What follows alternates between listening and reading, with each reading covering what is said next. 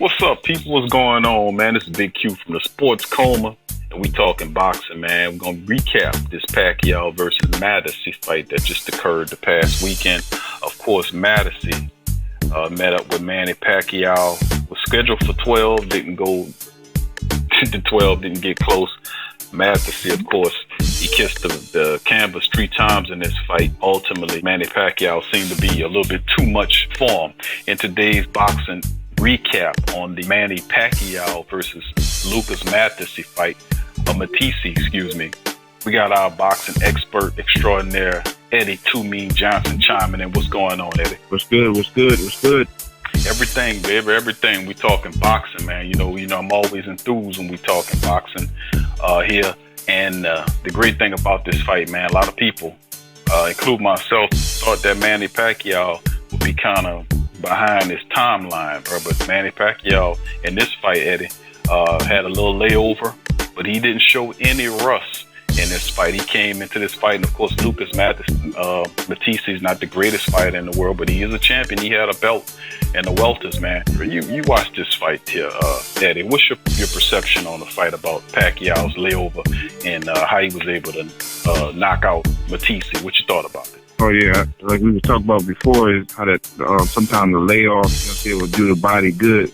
Like for some boxers, taking that time off to rest his body up. But like we were talking about, Manny Pacquiao, he stays active, even though he's not fighting. He still keeps in shape and stuff like that. But him not taking a lot of punishment like sparring and all that and fighting, that did his body good. He looked real good, man. He was sharp, and he definitely didn't show no signs of being over the hill. His legs was good. His alertness, his pivot, his punches were accurate, man, sharp, and he wasn't pushing the punch. They still got the snap in it, and like I say, he still got the legs. So, he definitely, he still got I think he got about a good 7 more fights in him, man. Good several more fights, I got you. Now Pacquiao in this one, Eddie, man, came into this fight 60-7-2. He had 39 knockouts. He had knocked out a guy since 2009 when he knocked out Manuel Cotto back in November of that year. And of course, he had that ugly situation with Jeff Horn last year when they fought in Australia for the title. A lot of people felt like, including myself and you, felt like he was cheated out of that belt. But he had no qualms this time around. He came in and got it done. He was able to take Matthisse's regular world welterweight title, and now he's one of 4 men holding the title.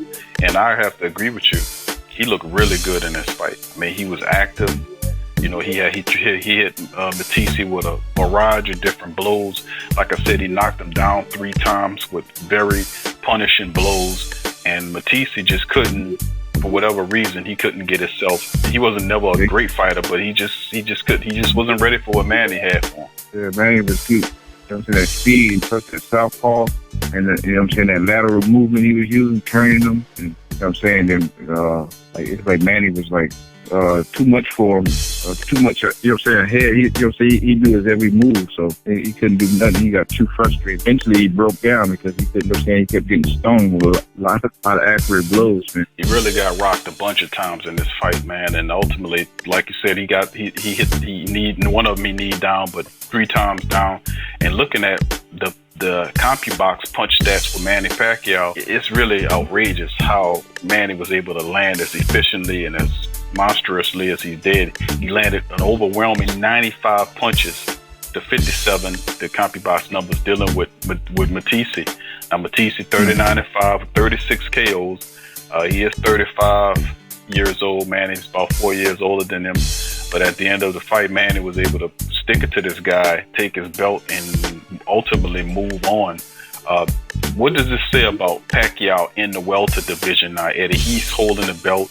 Then you got Spence, you got Thurman, and you got our favorite Bud Crawford holding the belt. What does it say to have Manny Pacquiao as a champion in today's welterweight division? It's gonna make it interesting, man. I'm saying how he'll do against them guys. I mean, I think I don't know, man. I'd like to see him take on probably like Danny Garcia. Right. See how he do against somebody like him. Before he get ready for Terrence Crawford or Errol Spence. He'll be a he'll do good against him.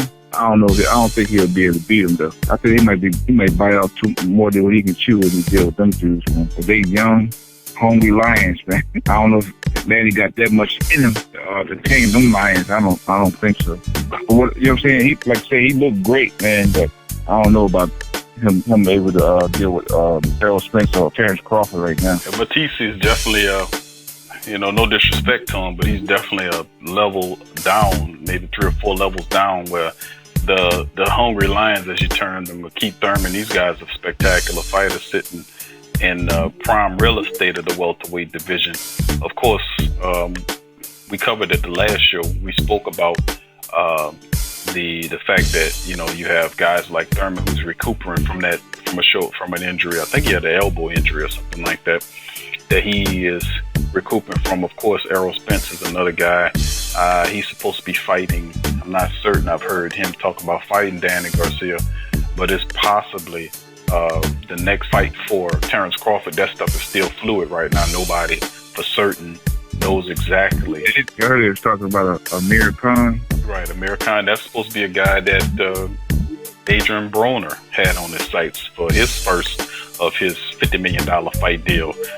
Was supposed to be against Amir Khan. I guess he'll have to choose another opponent. So it's kind of up in the air on where these guys might fight. But looking at Pacquiao, I think it'll be a good fight for Pacquiao if he was to fight Sean Porter. I think that would be a good fight. That would be a nice fight. Sean Porter, he brings it, man. He put that constant pressure, and he be breaking dudes, man. That would, matter of fact, that fight, if he was to get past Sean Porter, then I'd be like, okay, I think he's ready for other champions like Terrence Crawford and Errol Spence. Depending on how you look against somebody like Sean Porter, that'll let you know right there. Like I said, Sean Porter, nobody has a good fight with him. He brings the best out of you, man. I think that would be a good fight right there, I think. That would be a really nice fight. That's a terrific call, Eddie. I think that would be a really rousing fight. Sean Porter's a dude, man. He's a splendid fighter, man. But like you're saying, even though as great as the welterweights are right now with all those great champions there, the next level to get to them would definitely be about with Sean Porter. And that's a hell of a tune-up fight, if you want to say so, to have the Pacquiao to line up with Sean Porter. There are even rumors about Lomachenko and Pacquiao as being a major payday fight because of the company that's promoting it, Top Rank. So at the end of the day, I love the idea of Pacquiao against Sean Porter. Sean Porter 28-2, in 1, got 17 knockouts.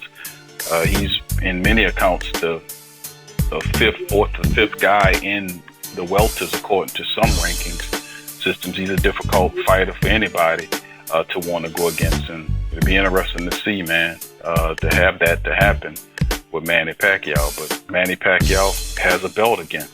After losing it to Jeff Horn, he has a belt. He takes it from Matthysse, and he's back on top of the welterweight division with the rest of the champions. So big ups to Manny Pacquiao, showing everybody it's not just the young man's world, that some of these older guys can get in there and make something happen as well. So Pacquiao making it happen, man. So any final thoughts on the Pacquiao fight, Eddie? AJ, nothing but a number. George Foreman proved that. And Bernard Hopkins. Yep. They're going to show you stay focused and do what's right by your body. Eat right and all that. You can still compete. Manny Pacquiao looked great, man. Excellent. That's what's up. Yeah, he did look really good in that fight. But anyway, that's going to do it for tonight's action. A recapping of the Manny Pacquiao versus Lucas Matthysse fight ended in the 7th round after Matthysse wouldn't get up. He didn't make the count. Got knocked down 3 times in the bout. Manny Pacquiao knocks out the fighter first time since 2009. And guess what? Manny Pacquiao is a champion again, along with Thurman, along with Crawford, and along with Spence. So we got a loaded welterweight division with a lot of great fighting on the way. So that'll do it for tonight's recap of the Matthysse and Pacquiao fight. For all those listening, I thank once again our fantastic box expert, Eddie Too Mean Johnson from China. Thank you so much, Too Mean. Thank you.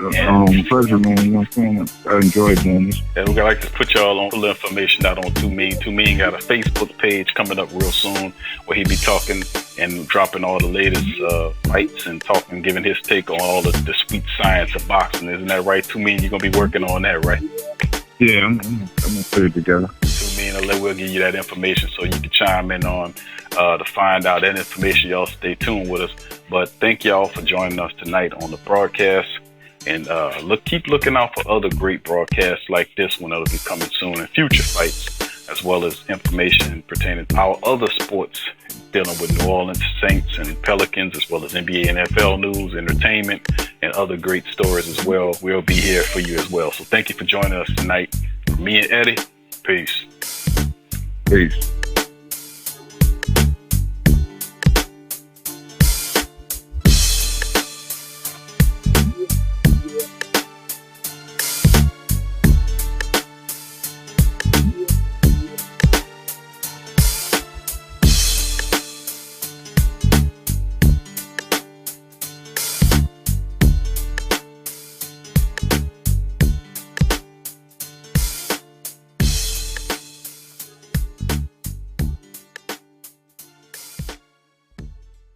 What up, sports world? It's Big Q from the Sports Coma, representing the PRO Media Network, letting you know that the PRO Media Network is in a push now on a mission to gain 10,000 subs. That's right, 10K on the subs. And to help promote to get 10,000, the PRO Media Network is not only going to be doing the shows that you love so much about the Saints, the Pelicans, or LSU, but also it'll expand out to bigger stories about the NFL, the NBA, and even include new content dealing with anime, gaming, and even movie reviews in an attempt to expand out its platform. So if you're a fan of the PRO Media Network, the Sports Coma, or the Pelican Post Game Report, and other podcasts made by the PRO Media Network, please join us in our efforts in our mission to get 10,000 subs. Share us with fans, share us with friends, share us with family members, and help the PRO Media Network gain 10,000 subs. Peace.